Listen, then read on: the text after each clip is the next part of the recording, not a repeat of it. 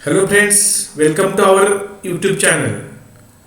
आज आपण इलेक्ट्रोकेमिस्ट्रीमधल्या आणखी दोन इम्पॉर्टंट क्वेश्चन जे बोर्ड एक्झाममध्ये येऊ शकतात आणि पाठीमागे आलेले आहेत ते आपण पाहणार आहोत. तर पहिला जो क्वेश्चन आहे तो what is reference electrode and write the construction and working of standard hydrogen electrode. असा जो क्वेश्चन आहे तो आपण पाहणार आहे. तर what is reference electrode? A reference electrode is an electrode whose potential is arbitrarily taken as a zero, की ज्याचं पोटेन्शियल झिरो घेतलं जातं किंवा it is exactly known to us. That means a reference electrode is the electrode whose potential is arbitrarily taken as a zero or is exactly known to us. It is known as reference electrode. दोन प्रकारचे reference electrode असतात. एक primary reference electrode आणि दुसरा secondary reference electrode. Primary reference electrode is the standard hydrogen electrode. SHE जो आहे SHE standard hydrogen electrode is known as a primary reference electrode. त्याला काय म्हटलं जातं? Primary reference electrode. आता त्यालाच काय म्हटलं जातं? तर त्याचं जे पोटेन्शियल आहे ते झिरो कन्सिडर केलेलं आहे. The potential of standard hydrogen electrode is taken zero. आता आपण जे पाहिलेलं आहे की गॅल्व्हॅनिक सेलमध्ये दोन हाफ सेल असतात. जसं की आपण डॅनियल सेलमध्ये पाहिलं की zinc rod dipped in zinc sulphate solution constitute. हे समजा झिंक सल्फेटचं सोल्युशन आहे. Zn2+ आयन्स आहेत. हा झिंक रॉड आहे, हा कॉपर रॉड आहे आणि हे Cu2+ सोल्युशन आहे. तर हे जस्ट कनेक्ट केले जातात बाय युझिंग व्होल्टमीटर आणि by using salt bridge. Salt ब्रिजच्या साहाय्याने कनेक्ट केलं. असं हे कन्स्ट्रक्शन केलं आपण. तर ते कन्स्ट्रक्शन केल्यानंतर सिंगल इलेक्ट्रोडचं पोटेन्शियल आपण डिटरमाइन करू शकत नाही. आपण काय करू शकतो? Cell potential that is E0 cell under the standard condition is equal to E0 cathode minus E0 anode. E0 cathode minus E0 anode. आता हे जे E0 कॅथोड मायनस ॲनोड म्हणजे त्याचं काय पाहिजे आपल्याला? कॉपर या इलेक्ट्रोडचं सिंगल इलेक्ट्रोड पोटेन्शियल पाहिजे आणि झिंकचं सिंगल इलेक्ट्रोड पोटेन्शियल पाहिजे. अशाच काय केलं जातं? तर हा झिंक इलेक्ट्रोड हायड्रोजन बरोबर कनेक्ट करायचा आणि हायड्रोजनचं झिरो असतं. आता याचं किती येतं? E0 सेल 1.1 व्होल्ट येतं. आता हे कशामुळं? तर झिंकचं किती आहे? -0.76 व्होल्ट आणि कॉपरचं किती आहे? तर ते आहे +0.34 व्होल्ट. आणि कॅथोड मायनस ॲनोड केल्यानंतर 1.1 व्होल्ट हे येतं. हे टोटल E0 सेल येतं. आणि हे काय? तर E0 झिंक आणि हा E0 Cu. तर या E0 Cu minus E0 zinc असं केलं की आपल्याला E0 सेल मिळेल. हे आपण पाहिलं ऑलरेडी. परंतु हे कसं मिळवायचं? E0 Zn ते मिळवण्यासाठी काय करायचं? तर याला हायड्रोजन इलेक्ट्रोड बरोबर कनेक्ट करायचं. आता हायड्रोजन बरोबर कनेक्ट केलं असताना हा ॲनोड कोण आणि कॅथोड कोण?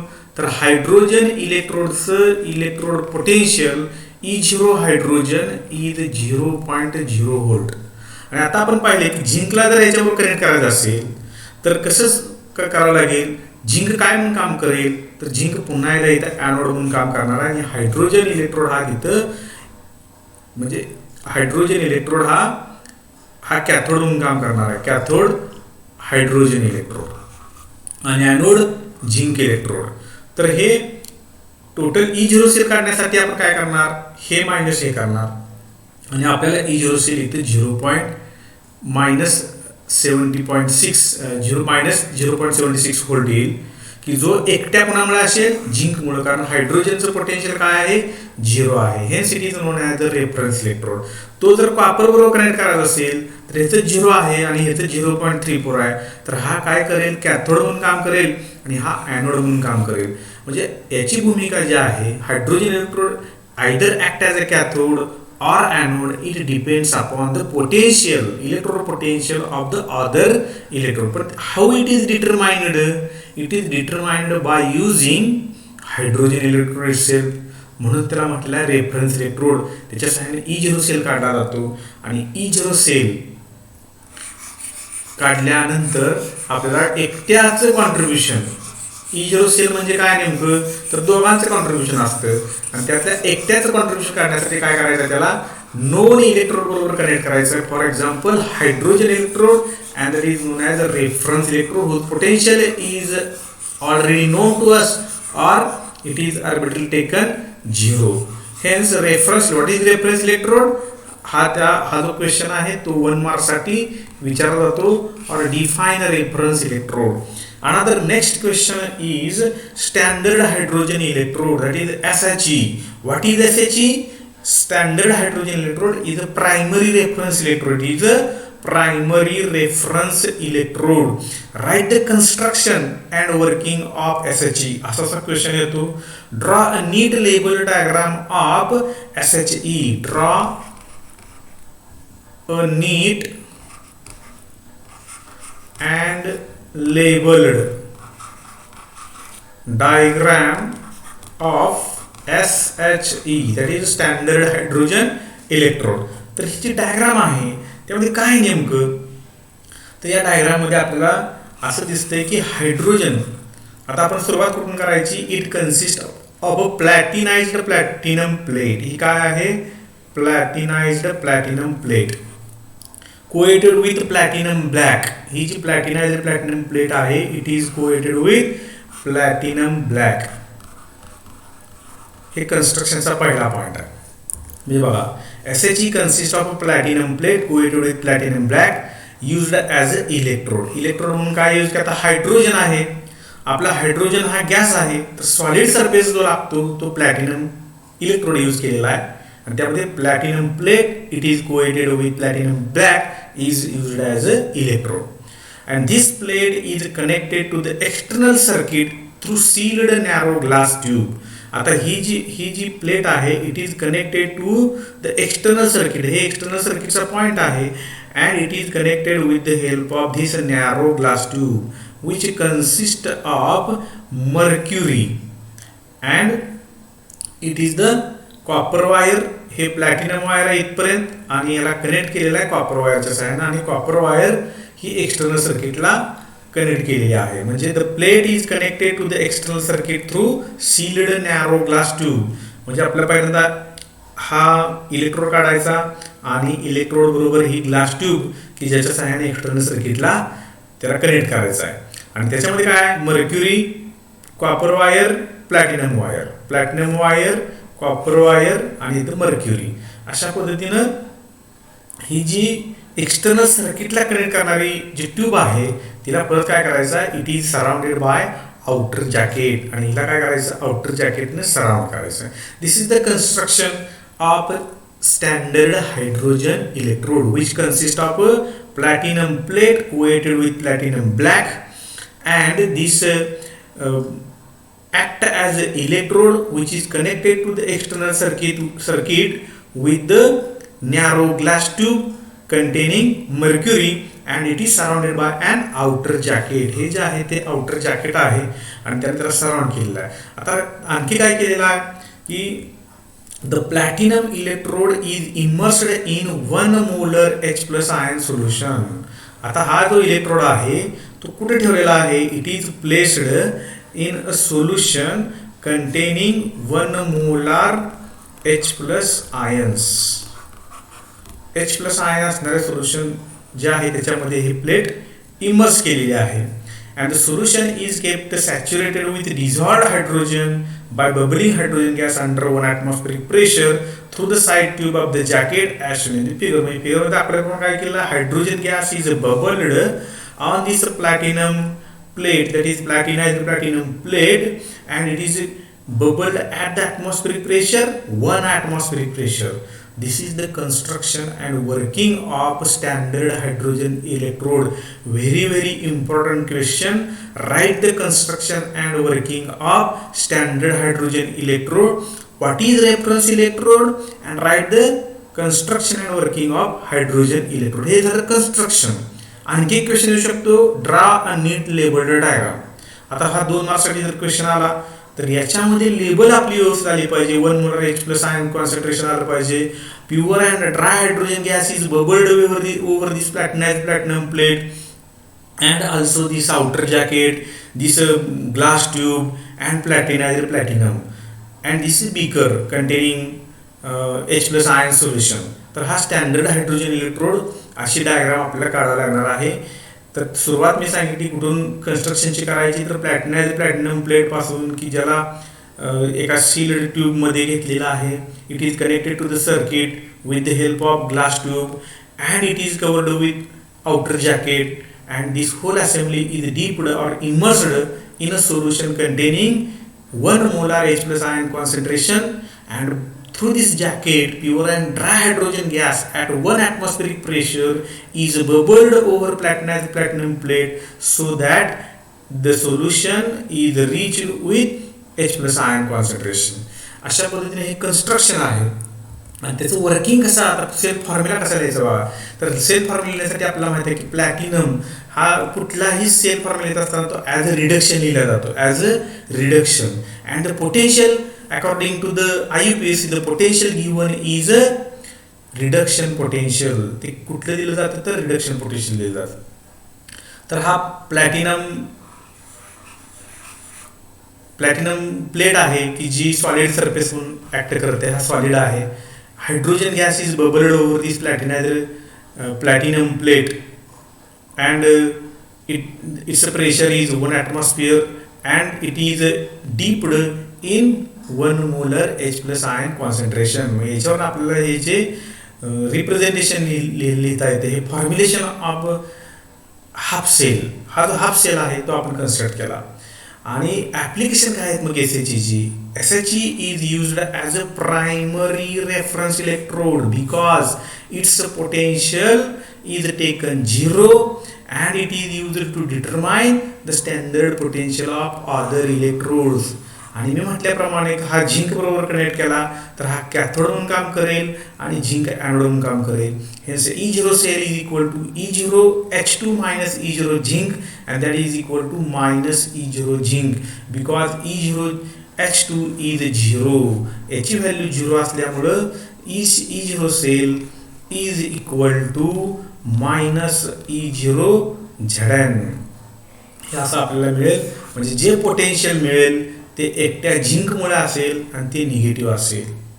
अशा पद्धतीनं आपल्याला ॲप्लिकेशन काय नेमकं त्याचं, तर application is to determine the standard reduction potential or standard potential is referred as a standard reduction potential of other electrode. Example घेतले झिंकचं, कॉपरचं एक्झाम्पल घेता येईल. कॉपरचं जर सेल आपल्याला कनेक्ट करायचा असेल तर दिस इज द प्लॅटिनम, हा आपल्याला ॲनोड म्हणून कनेक्ट करावं लागेल. त्यानंतर 1 hydrogen gas at 1 atmospheric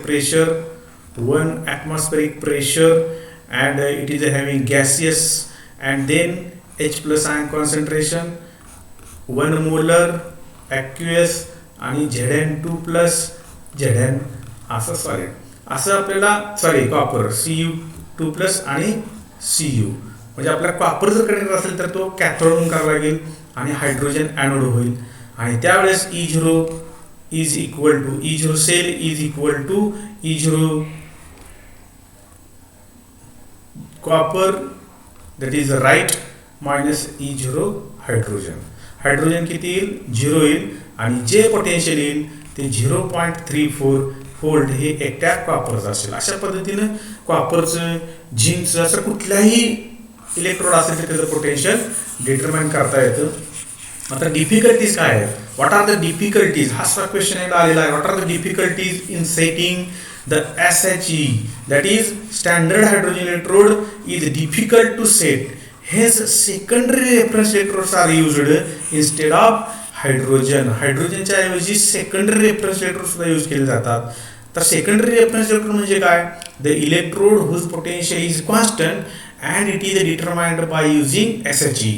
standard hydrogen इलेक्ट्रोडच्या सहाय्यानं कॅलोमेल इलेक्ट्रोड नावाचा एक इलेक्ट्रोड आहे, calomel electrode, whose potential is constant and it is determined by using standard hydrogen electrode and it is used as a secondary reference electrode. आता हा second refrigerator use करण्याचे कारण काय आहे? Because it is very difficult to set SHE.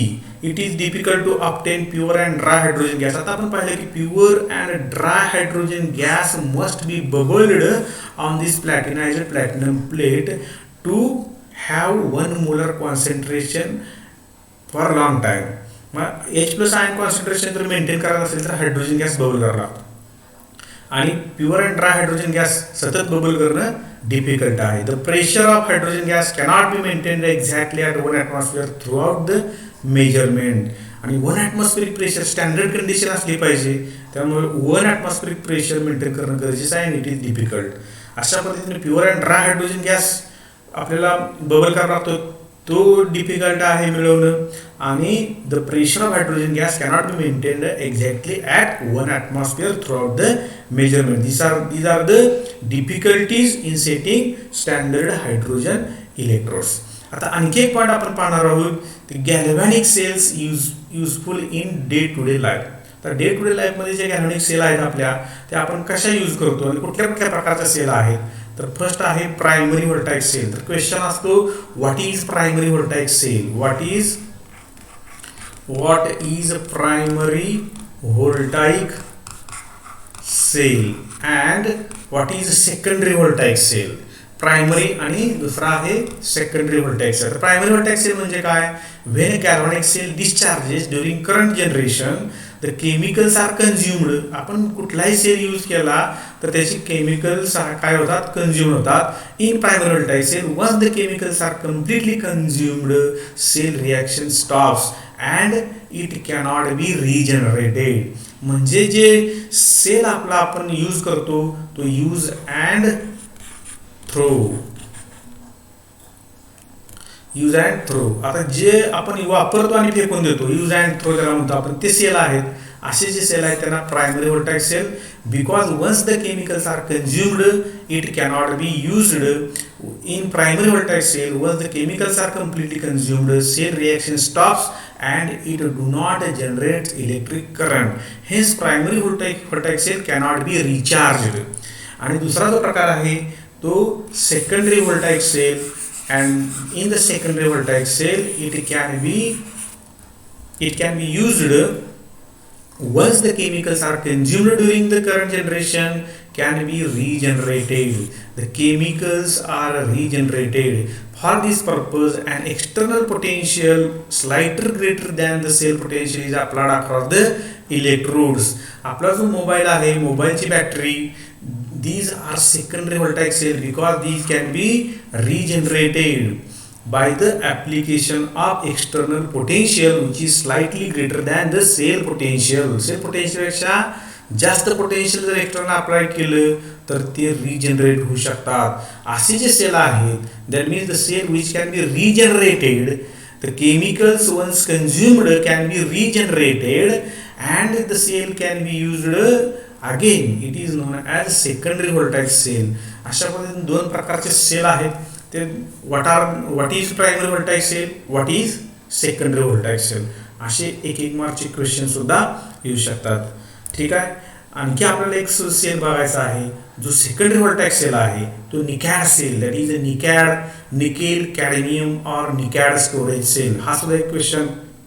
Right the cell reactions in NiCad storage, or what is a NiCad storage battery, or what is NiCad storage cell. The nickel cadmium cell is a secondary dry cell and it is a dry cell that can be recharged. ज्याचं recharging करता येतं असा आहे तो निकॅड आहे. मग त्याच्यामध्ये anode कोण आहे, कॅथोड कोण आहे? Anode of the NiCad storage cell is a cadmium metal. CD हा त्याचा cadmium metal. It is solid and it is the anode. The cathode is a nickel 4th oxide NiO2 supported on nickel.